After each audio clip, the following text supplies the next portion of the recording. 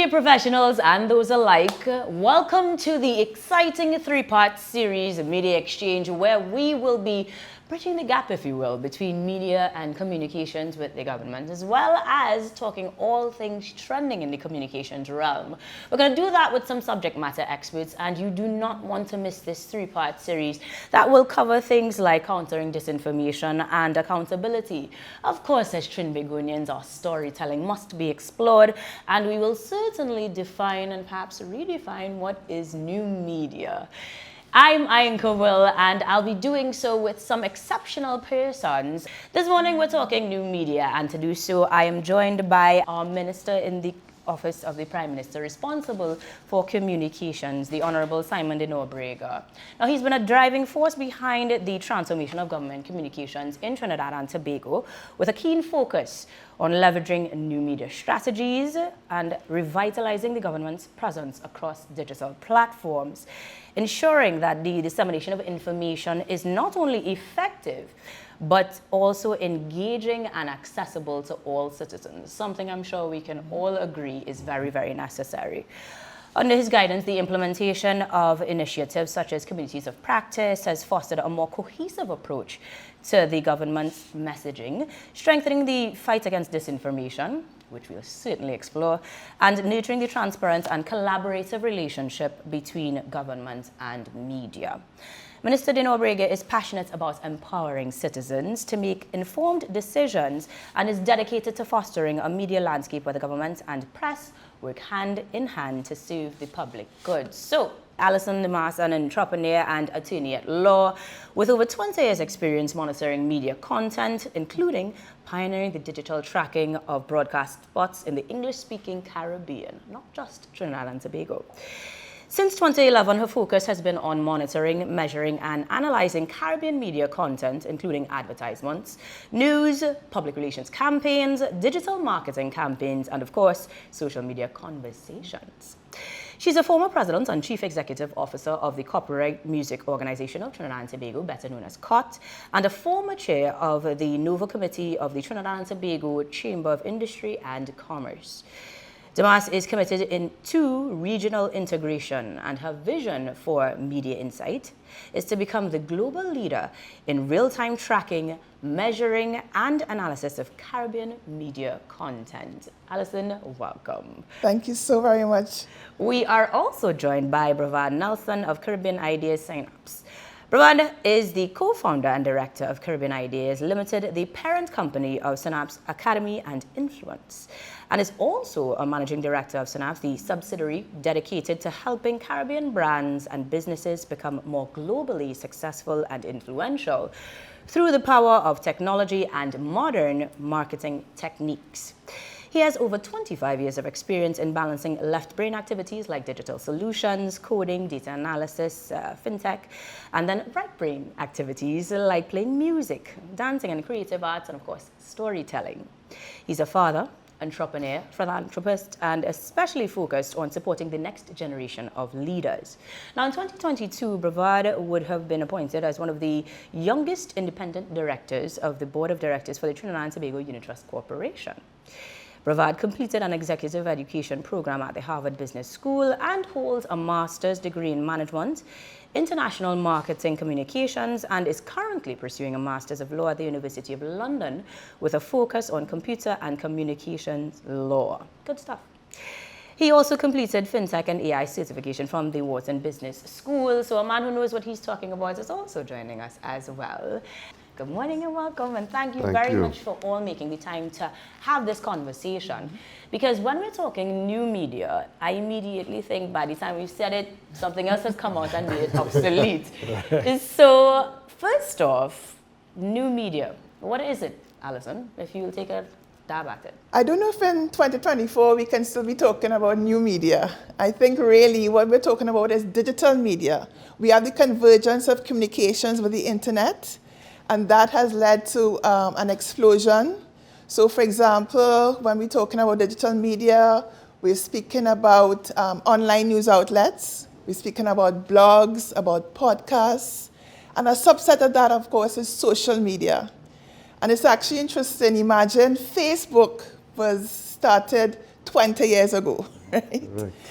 We had Instagram in 2010, that's 14 years ago, and even TikTok, to 2016, right? And that's the beauty of technology. It's always changing, always developing, and of course we have to keep up with it. Yeah. And the man who's keeping up, do you want to add or? Sure, I think there's a good place to start, right? The term new media really just emerged coming out of the internet and digital technologies, right? So when we start creating content for these various platforms, as Allison said, I mean, the first term, I think, new, is really the guiding term. So social media, blogs, digital platforms, all of these things are different forms of digital communication channels and content that people use as you go forward. Simple explanation. Right? Well, yeah. Now, considering that you've just given me your expert perspectives now, let's talk about the consumption or the use part of things. I am no expert, but I'm very familiar with everything that you've just exemplified. So can we delve into a little bit of how the average man on the street uses these? We all have social media accounts, but we are also bloggers and we're also content creators. So is it safe to say that the average person, Trinidad and Tobago, regardless of economic background, educational background, and any other demographic, is a new media producer? Yeah, I think that's one of the beauties of digital media. Once you have a smartphone, you can be a reporter, a journalist, all right? Content creator, influencer, thought leader, all of these things. So it is really about the democratization of media. I love that, the democratization of media. Yeah. And yeah, I think the reality is that with new media, it has opened access to users for various channels, right? You've been able to use and consume content on various platforms. You can leverage technology and data in different ways. And so I think it really does decentralize and democratize the knowledge, access to information. So I mean, I'm old enough to know life before Google, right? Everybody say, just do Google things. So the challenge for me is that when people say, well, I don't know how to use something or how to do something, I'm like, well, you actually have access to Google, right? I live in a world where there was no Google. And you actually had to learn something and create something, and a couple of days or weeks later, then you're able to be an expert at it. Right. So now you can download an entire video and view how to do something in seconds. So I think these new digital channels allow people to get access to different media at a faster rate. We're also very used to now instantaneous communication. So we've gotten very used to real-time communication. If you don't have the two blue ticks on any communication, you're wondering what's really going on, right? And the reality is that we've gotten used to that as a society, as people. And so when communicators and marketers are thinking about their own brands, they need to understand how the hyper-connected consumer is actually using these different platforms. I would also say that new media has also opened up, economic opportunity, if you will, right? So the reality is that, e-commerce on these different platforms have also allowed users to open and conduct transactions on a global scale, right. Even access suppliers and transcend geographic borders and boundaries. And so also even giving rise to the gig economy, right? So where people, freelancers and people who have skill sets can actually provide services online, and they don't necessarily have to be in the same space, they can work remotely. Right. So again, these are all opportunities where the users themselves can actually leverage the various platforms and new media specifically to their advantage. Well, the advantages that you've just exemplified are paramount. But more than that, I wanted to get specifically back to the democratization of the, well, democratization generally? Because Yes. immediately it talks about accessibility, and as you see, Yes. not needing to be in the same space, which makes our government much more accessible to us. There is a difference in the average user or consumer even when information is being shared digitally. How has that impacted communication between the citizens and the government? Well, both Allison and Brevard have spoken about the democratization as well as the opportunities. The reality that we also have to face is that while that happens, without a view of responsibility in those spaces, it then becomes a challenge as you try to inform and educate a population. Because the opportunities that you speak about, the gig economy and all these things, have also led to a monetization of platforms where you now have to deal with edutainment, Yep. where there is not a focus on the data. There's if we have to be honest, it's not often a focus on fact, Yep. but more about views and clicks, engagement. And so therefore, it does pose a real challenge. Of course, it is beholden on the government to speak in a certain way and to speak from a position of responsibility and of fact. Okay. And that requires very often some time. You know, you're not always able to divulge all the information around any one particular event, initiative, discussion, negotiation. But at the same time, in that void that we all know nature abhors, people who enter into it in order to give their own opinion. Right. Yeah. But the issue is that opinion also very often masquerades as fact. So it does create a challenge. It does create a challenge for us, but it is no longer new media, Allison and Brevard. I want to tell you, I agree with you wholeheartedly. So it has to be something that we embrace. It has to be something that we embrace not only from a government communications as a perspective, as a ministry, but each individual ministry speaking in the way they speak, speaking to their specific public. And then also from our perspective, creating a cohesive narrative, showing where different ministries are working together to deliver on a specific policy objective. Not always, I suppose, being spoken about in terms of this is phase one is this ministry, that ministry, that ministry, that ministry. But it is important for us to create that cohesive narrative across government, speaking to the population. So, Minister, we can agree then that it has helped to make that communication of that cohesiveness easier. I would say the visibility from a consumption standpoint is much more significant than I can ever remember, even though I may have been less involved when I was younger, perhaps.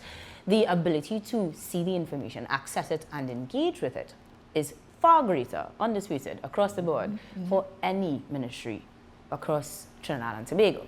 Now, that leads me to wonder from the consumption part, not the expert part, what your personal experience has been in terms of engaging with media houses, otherwise, other citizens, taking that collective data and being able to use it or share it, and perhaps create action based on that feedback. There must be that level of positive to it, yes? There is. I think all of us on this panel are old enough to remember life before social media. Where it was the news, it was the magazine, television shows, it was the papers. And that was really how, and informed conversation. You listened to your elders, you spoke to people who knew what they were talking about. Right. But there is a positive to it. And it has been something that we have been driving at the ministry to upskill all our brother and sister ministries in order to speak in real time, not just rely on a media release that will never be consumed in its totality, but speaking in those bite-sized, which again is a challenge as well, but we have seen that and we do utilize it in order to get feedback and then further interact with the population. So we will partner and collaborate with ministries or state agencies or divisions on any initiative.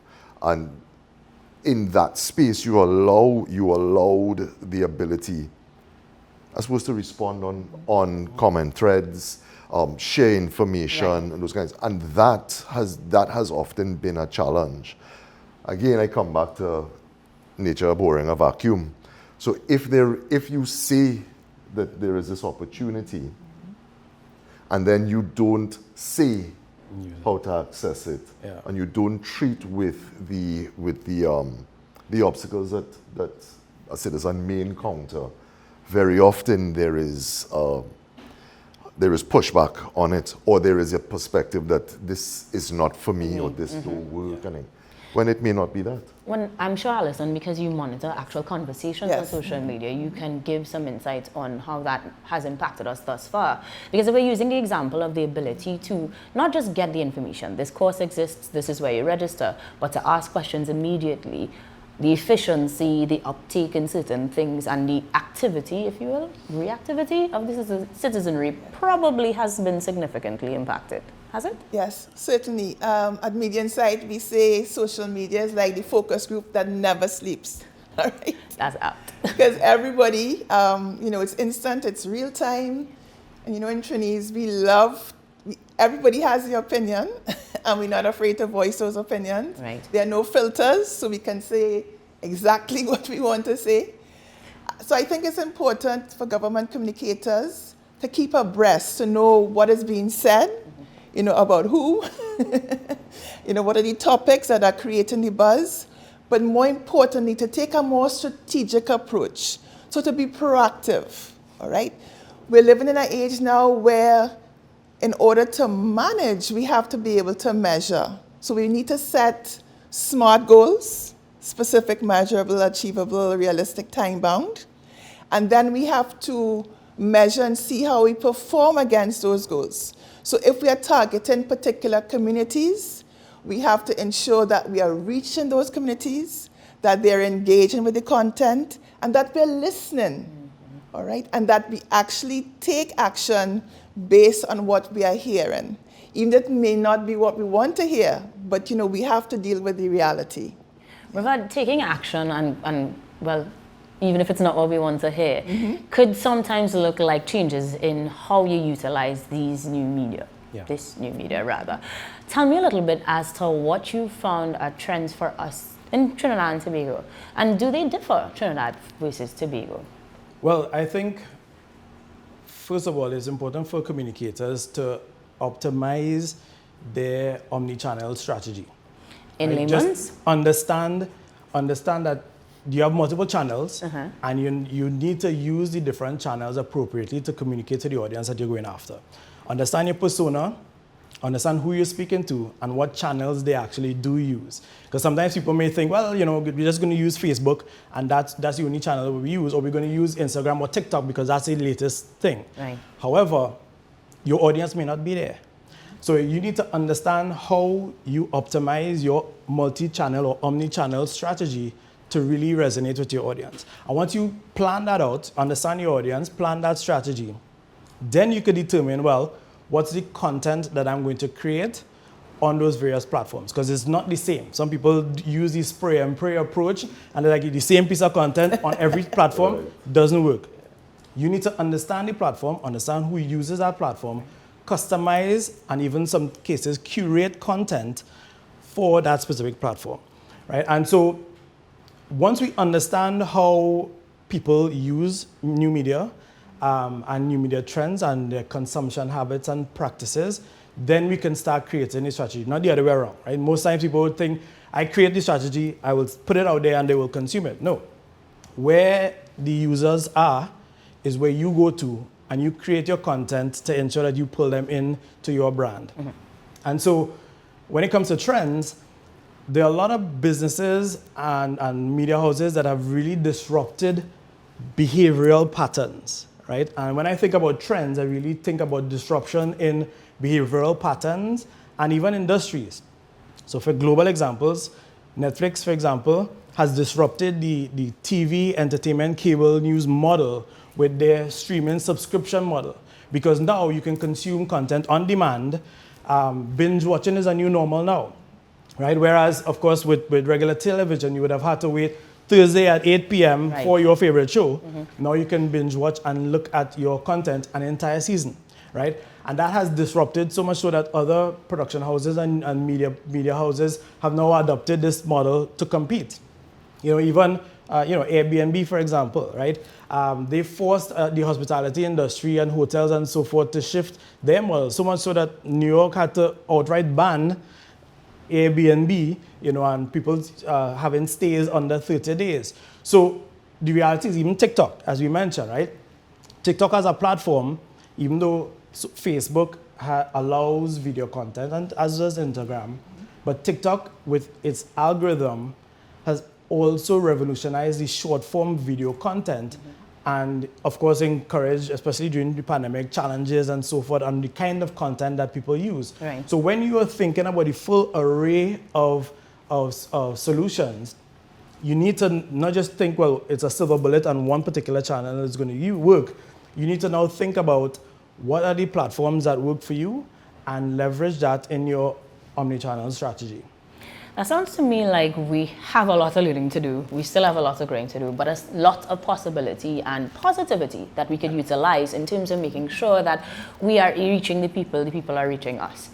When we talk about media and that on-demand consumption, it sounds to me like a challenge for standard or traditional media, but an opportunity in terms of developing these additional channels. Brevard, what would you say, where would you put it? As a challenge or as a possible? Well, it really is how you think about it, right? So, for example, the concept of breaking news in traditional media has evolved exponentially with new media, right? So everything is breaking news. Like all social channels and platforms, you're getting constant feeds of news throughout the day. Right. So when you have a 7 p.m. newscast or evening newscast, no longer is the news or the content that you share, if you maintain the same approach, that is not new. So what you then do, how you evolve, is that there's breaking news throughout the entire day, but in the evening, when you actually do have your audience, you're able to now recap, but also provide additional analysis and in-depth review and so forth of certain kinds of content. Right. So again, it really depends on how you look at the opportunity. I'm an optimist, obviously. And I use, whether it's evolution in technologies like AI, for example, and other platforms, I see it as an opportunity because it allows you to scale exponentially. It allows you to reach a vast audience, more than you would have actually just with one channel or one medium, and transcend borders and geographic boundaries. So, as a communicator, you need to understand where your audience is, where they're spending time, and the content that needs to be resonating with them on those channels. Allison, you're in agreement completely. Yeah, complete agreement. I think then we could probably explore the options of the government, of other large-scale communicators. And when I say large-scale communicators, those who have very specific messages that need to be shared and have to counter that misinformation part of things. We are embracing the opportunity to do this on a more appropriate time, if you will, whenever the consumer wants it, making sure it's accessible to them through all these mediums. So we understand that completely. But when we get into sharing that message, how do we get feedback? And I know that is an important part of policy creation. What are we looking for, or how do we approach the opportunity to harness the responses and translate that into possible changes or adjustments to policy? Allison, lead the charge. What does that look like for us? So I think it's very important for us to be able to listen and to know what people are saying on the various social platforms. And then the government, like I said, can respond to that and to show that they're really taking on board what the various groups and communities are saying, and really to get their buy-in and their input. I think that's critical in policy formulation and implementation. Minister, do we have examples of actually utilizing that opportunity or enacting that opportunity rather? So I think you can see particularly in, say, recent, that the government is utilizing our social media platforms in order to take advantage of that two-way street that communication is. Very often, we had seen a sort of a model of tell and sell, yeah, and what we have now moved, or we are moving and driving, particularly through the Ministry of Communications. It's OPM Communications, but if my boss says Ministry of Communications, I suppose it's less of a mouthful, right? So yes, we do utilize our platforms in order to get back information. Right. And as much as we've spoken about the sort of Facebook, Instagram, TikTok, but we are also looking at X, we are also utilizing LinkedIn, we are also utilizing YouTube. Yeah. But we also see this as part and parcel of an entire suite of interaction initiatives that include face-to-face, that include those sorts of meetings, that include traditional media as well. Because we, as I think both of you all would have said, we also have to dissect our general public, Right. particularly by age demographic. Know where those people are going to be. Yep. So yeah, we do utilize it. We utilize it very often when we are speaking about initiatives of a particular ministry. What used to happen, unfortunately, I say unfortunately because of course this is organic, and as you grow, you learn, right? Right. Very often it was after the fact that you talk about it. You know, and we did this, as opposed to this is upcoming. This is upcoming, and what we've seen is it's actually driven communication between ministries. Yes. Because very often communicators in ministries were also siloed in their own approach. Right. So we want to show what the ministry has done, as opposed to how has all of government been working through these various initiatives Together. to move us towards this policy perspective. And we have seen, based on the feedback, and I have to tell you, particularly on those three platforms, Facebook, Instagram, and TikTok, we have seen each platform performs differently for different ministries. Yep. So a ministry like Youth Development and National Service, Yes. TikTok is where TikTok, their feedback. Right, yes. Right? Correct. A ministry like finance or energy, you tend to see a lot more feedback on Facebook.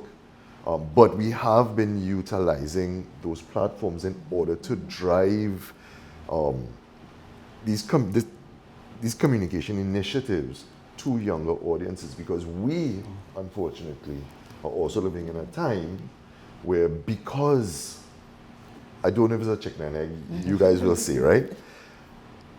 We have so many spaces to share and consume content, but it does not necessarily equate to a more informed society. Right? So it is difficult, but we are utilizing it. How do we approach that challenge, Brevard? Well, I was going to just weigh in on that last point, because there are so many different platforms. The real challenge, particularly for government communicators as well as marketers on the whole, is parsing all of that data and analyzing it to actually optimize your strategies for your audience. Right. Because there's a lot of data. Each platform in and of themselves actually generates a lot of data, information and insights about the audience and the users and so on. So what is important is that there are many tools that you can leverage, of course, to do that. But you can create, I've seen people creating dashboards that are now analyzing usage across each of these platforms by demographic, looking at persona types and determining, well, okay, for this particular group, as Benessa said, they favor TikTok. So therefore, the kind of content that we place on that platform, we now tweak because the video, short form video type or content worked well with this demographic on this platform, so therefore we're going to use that. Makes sense. Right? And so analyzing the data, I think sometimes people just go into it blindly and they just figure, well, there's video on TikTok and they just put it up. But these platforms have their own data, and it's important to take that and analyze that and craft your strategies based on that. Allison, I see you smiling. Well, yes, because of course that's what we're all about. As Brevard said, I mean, again, one of the benefits of digital and social media is that, yes, there are those built-in metrics, which is really crucial for determining how you're going to fashion your communications and your conversations. And of course, you can also look at it, there are also platforms and tools like Media Insight where you can take a holistic view across all the various platforms, and therefore look at the demographic and the psychographic information so you can really tailor your content and ensure your messages are reaching all the various audiences that you want to reach. So what I'm hearing is very much great possibilities for making sure that how we communicate and who we communicate to is effective and impactful. Yes. And then it brings us to how we're using it for the citizens to be empowered and make better decisions. Because yes, we will explore misinformation and all of the challenges therein, but to underscore the ability of the people to use these new media, well, this new media, Allison's going to be mad at me for using this too, but digital media and social media to maintain democracy, to hold you accountable for your promises, your actions, your follow-ups, to make sure that voices are being heard and action is being taken. It is a very massive undertaking, but sounds very possible from what we're describing this morning. Do we see that happening right now? Yes. So I think we are seeing, I think Allison touched on it, Trinbagonians are nothing if we're not opinionated. Yes. Right? So I think that freedom of expression is very alive and well in this country. Absolutely. I think that in terms of these platforms being utilized by media, being utilized by the citizen, it does show that there are no obstacles or barriers to freedom of expression, freedom of the press, freedom to, unfortunately for those of us who have to treat with them, freedom to say what you think, unfettered in many ways. So I think in there is more than enough opportunity. And it is, of course, up to the government or any business that would be utilizing these platforms. And I tend to go to platforms as opposed to new media because, again, what is new media, right? Valid point. But utilizing these platforms to be able to sift through what is a real request for information, what is a real criticism, Right. and of course, what is just trolling Yep. or Yeah. a means to borrow your term, Brevard, to disrupt. Right. So you do have to. That is a reality, and of course, the ministries and the ministry itself that is tasked with communications, that is an active pursuit. We are utilizing the data that is available to us in order to know where we should be messaging and how we should be messaging. What is the messaging that allows us to tap into that desire for authenticity when you're communicating on different platforms, to be able to not speak third party, but allow the those persons, whether that is a minister, a permanent secretary, a CEO, who are tasked with responsibility for a particular action, for them to be the ones speaking, Right. so that you don't have to always, well, not always, you always have to deal with it, but it reduces the impact of pulling 10 seconds or 5 seconds of a Right. speech and utilizing it out of context, because that information is there on the very platforms that are being utilized. Now, a big part of the purpose of all of this collaborative effort, this exact forum and others' use of the platforms as opposed to new media, is really to make sure ultimately our society is more informed and empowered.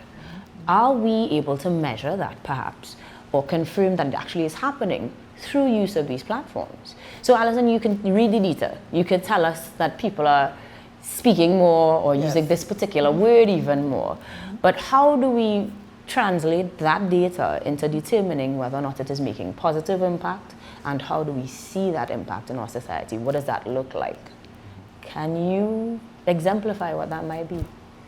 Yes, because we can see, for example, how do the citizens feel about a particular policy, new legislation being introduced, because one of the things we can measure is sentiment, right? Is it a positive, negative, or neutral feedback, and therefore we can respond accordingly. Right. So we can try and convert the naysayers and maybe have a neutral position by presenting the facts to discount, to cancel out any disinformation or even misinformation.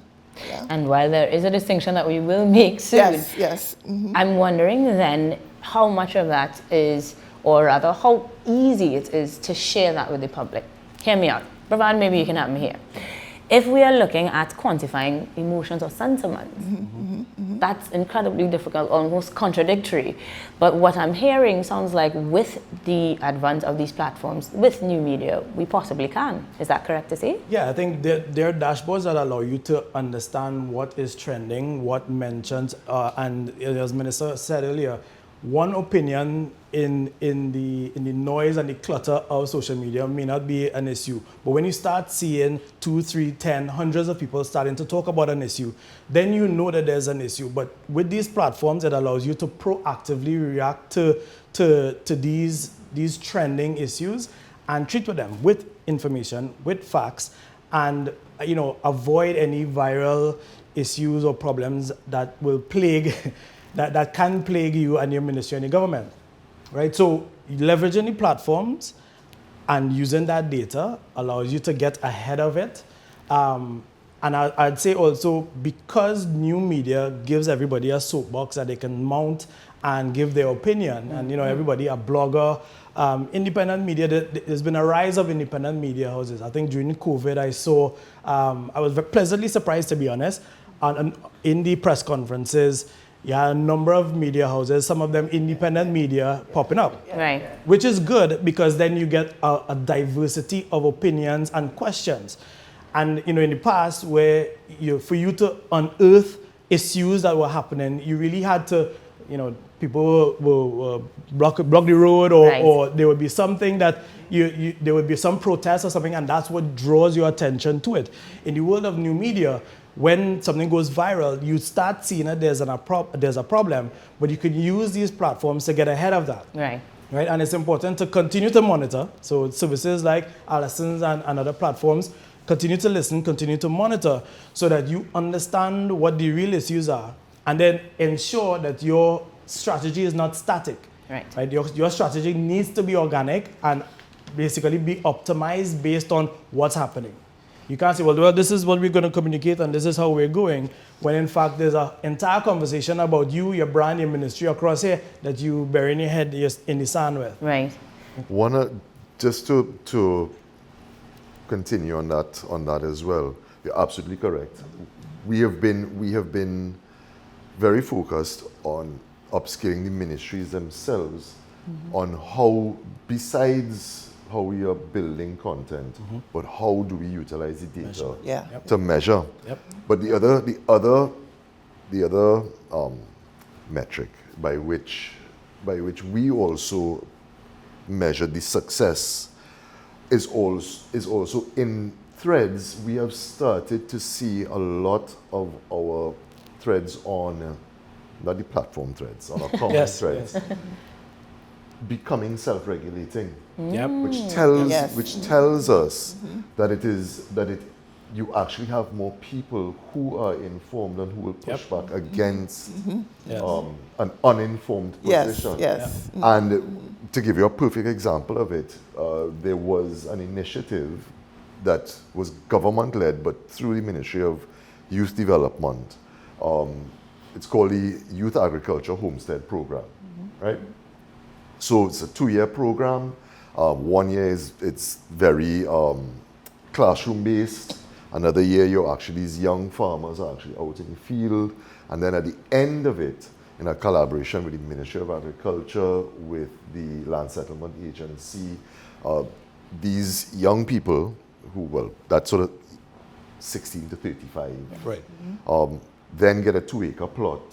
And that 2-acre plot comes with a grant, comes with a starter home, but it is tied to agricultural practice, and there are things that you have to achieve in order to keep going. There was a distribution ceremony that was done in Chatham. 149, 150 young farmers all getting these plots. And of course, when you speak about it, now we have been talking about it all along.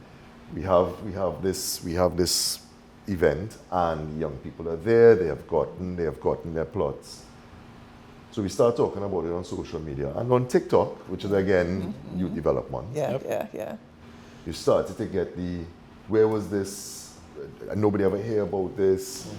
And this is also part of the conversation that happened. Young, I have to assume it was young because they were there, right?